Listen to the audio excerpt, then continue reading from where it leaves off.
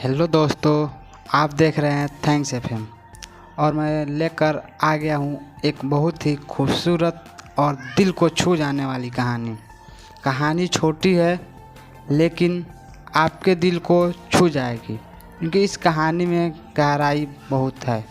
और ये कहानी एक लाडली लड़की की है और वो कैसे अपने घर वालों पे बोझ बन जाती है, यही कहानी है। कविता अपने माता पिता की बहुत लाडली थी।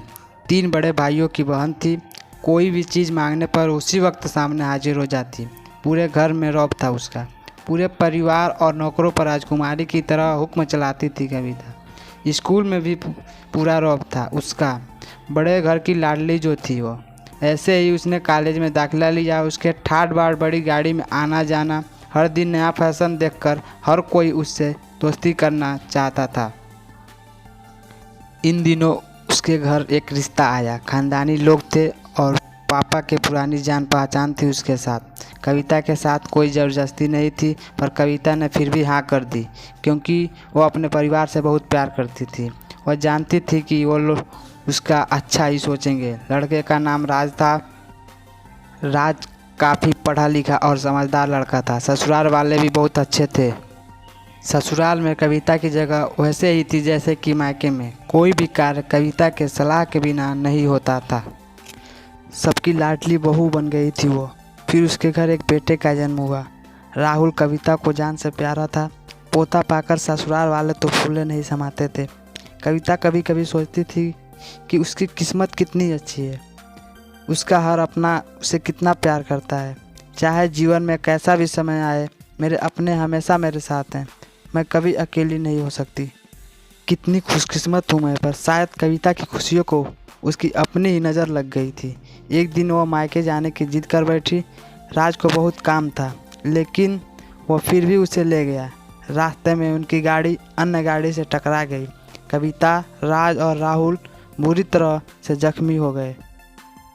काफ़ी दिनों के इलाज के बाद राज और राहुल तो ठीक हो गए लेकिन कविता पूरी तरह ठीक न हो सकी। सर पर चोट लगने के कारण वो अपनी आंखों की रोशनी खो बैठी।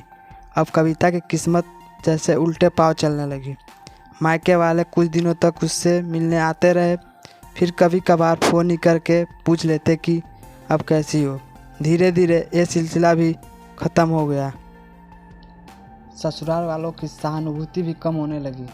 घर में किसी को पास बैठने के लिए कहती तो जवाब मिलता, बहुत काम है, अब तुम भी हाथ नहीं बढ़ा सकती। राज भी चिड़चिड़ा हो गया था। बस राहुल ही था उसके साथ, जिसके साथ हंसते खेलते उसका वक्त गुजरता।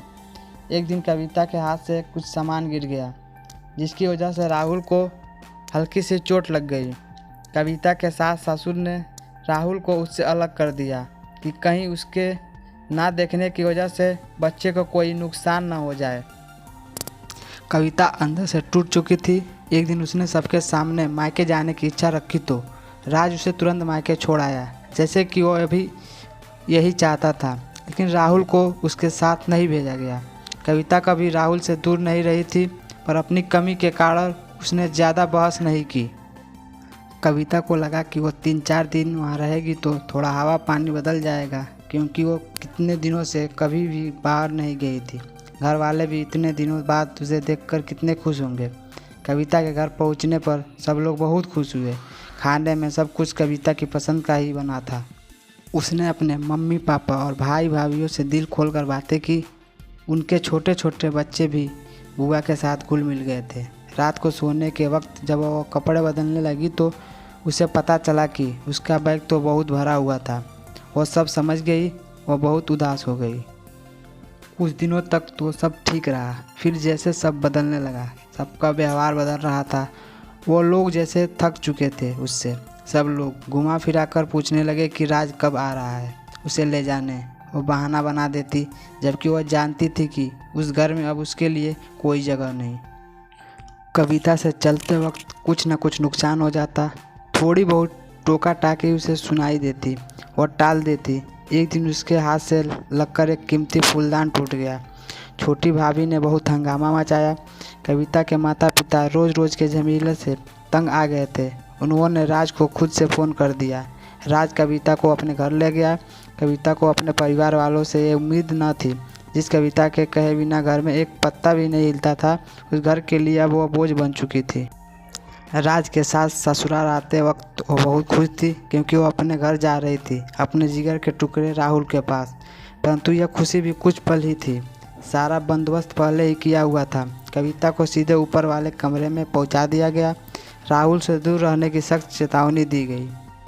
एक काम वाली लता को उसकी जिम्मेदारी सौंपी गई, जो उसके खाने पहनने जैसी ज़रूरतों को ध्यान रखती। कविता ज़्यादातर चुप ही रहती। कभी कभी काम वाली लता से थोड़ा बतिया लेती। उसके ज़रिए राहुल का पता चल जाता। सबकी लाडली बेटी और बहू सबके लिए लाडली से बोझ बन चुकी थी। इस कहानी से आपको क्या सीख मिली है, कमेंट बॉक्स में ज़रूर बताएं। और ऐसे ही और कहानी देखने के लिए हमारे चैनल को सब्सक्राइब करें।